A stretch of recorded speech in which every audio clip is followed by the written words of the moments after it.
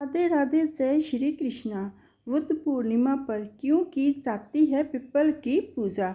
आज की वीडियो में इसके बारे में जानते हैं। पूर्णिमा का वैशाख माह में विशेष महत्व होता है। विशेष रूप से वैशाख माह का पूर्णिमा को अत्यंत पुण्यदायी माना गया है। इस दिन पिपल के वृक्ष की पूजा करने से सभी मनोकामनाएं पूरी होती हैं। इस कारण इसे पिपल पूर्णिमा या बुद्ध पूर्णिमा के नाम से भी जाना जाता है। इस वर्ष ये पावन तिथि 12 मई को है। धार्मिक ग्रंथों के अनुसार वैशाख पूर्णिमा के दिन पिपल की आराधना करने से भगवान विष्णु की विशेष कृपा प्राप्त होती है, क्योंकि ऐसा माना जाता है कि पिपल के वृक्ष में स्वयं श्री हरि का वास होता है।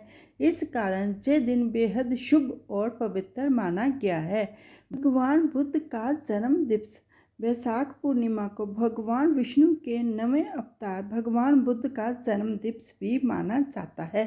ऐसी मानता है कि उन्हें ज्ञान की प्राप्ति पिपल वृक्ष के नीचे हुई थी, जिसे बोधि वृक्ष भी कहा जाता है। उन्होंने 6 वर्षों तक इसी वृक्ष के नीचे तपस्या की थी और पूर्णिमा के दिन ही उन्हें बोधि ज्ञान प्राप्त हुआ था। पितरों की तृप्ति के लिए उत्तम दिन। इस दिन पिपल के पेड़ की पूजा से पूर्वज प्रसन्न होते हैं। साथ ही इस अवसर पर पिपल का पौधारोपण भी शुभ माना गया है। यदि पिपल पर दूध, जल और काले तिल चढ़ाए जाएं तो पितरों की कृपा प्राप्त होती है। ग्रहों की शांति। पिपल की पूजा करने से कुंडली के अशुभ ग्रहों का प्रभाव कम होता है। खासकर शनि, राहु और केतु जैसे ग्रहों की शांति हेतु पिपल पूजन और वृक्षारोपण अत्यंत लाभदायक माना गया है। पिपल की पूजा विधि। बुद्ध पूर्णिमा के दिन सूर्योदय के बाद पिपल पर दूध और जल चढ़ाएं और पूर्व या उत्तर दिशा की ओर मुख रखकर वृक्ष की 3 परिक्रमा करें। धार्मिक मानता है कि सुबह के समय पिपल में ब्रह्मा, विष्णु और महेश तीनों देवताओं का निवास होता है।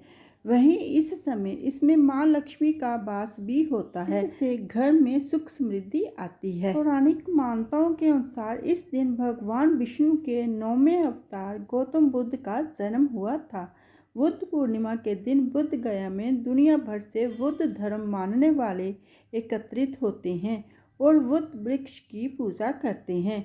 सभी सुख सुविधाओं और गृह त्याग करने के बाद राजकुमार सिद्धार्थ सत्य की खोज में 7 साल तक वन भटकते रहे। राजकुमार ने तपस्वी जीवन अपनाया और कठोर तपस्या की। अंत वैशाख पूर्णिमा के दिन बोध गया वृक्ष के नीचे उनको बुद्ध ज्ञान की प्राप्ति हुई और राजकुमार सिद्धार्थ गौतम बुद्ध बन गए।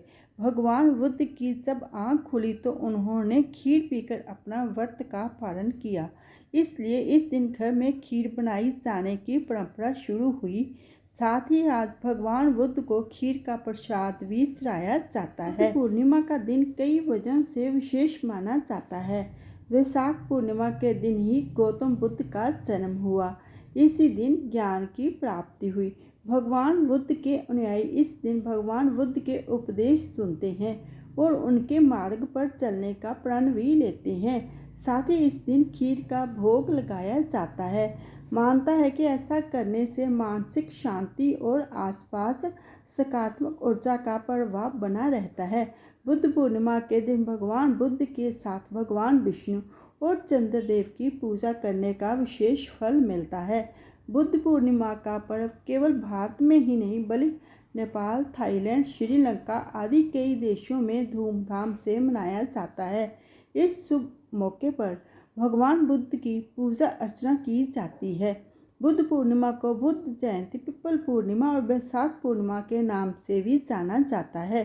धार्मिक मान्यताओं के अनुसार इस दिन जल से भरे कलश, पंखा, छाता, जूता, सत्तू आदि दान करने का विशेष पुण्यदायी फल मिलता है।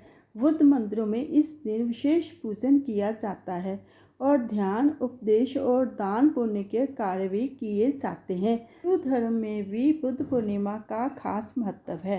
वैशाख पूर्णिमा के दिन आराधना और दान करने से भगवान विष्णु की विशेष कृपा प्राप्त होती है। चंद्रमा मजबूत होता है। पूर्णिमा के दिन करें जे उपाय। चलिए दोस्तों जानते हैं बुद्ध पूर्णिमा के दिन शिवजी जी की उपासना करने से स्वास्थ्य ठीक रहता है। भगवान विष्णु की उपासना लक्ष्मी के साथ करें, इससे आर्थिक स्थिति अच्छी होगी, धन का लाभ होगा। बुद्ध पूर्णिमा पर जल का दान करने से संकट कटेंगे, रोजगार में लाभ होगा और सफ़ेद चीज़ का दान करने से चंद्रमा संबंधी समस्याएं दूर होंगी। आप सबको बुद्ध पूर्णिमा की हार्दिक शुभकामनाएं। विष्णु भगवान जी की कृपा सबके ऊपर बनी रहे। दोस्तों, अगर आपको ये वीडियो ये जानकारी अच्छी लगी हो, लाइक करना, शेयर करना। जो मेरी वीडियो पर पहली बार आए हैं प्लीज़ वो मेरे चैनल को सब्सक्राइब कर देना। सब्सक्राइब करना बिल्कुल फ्री है और जिन्होंने सब्सक्राइब करके रखा है उनका दिल से धन्यवाद करती हूँ। जय श्री कृष्णा।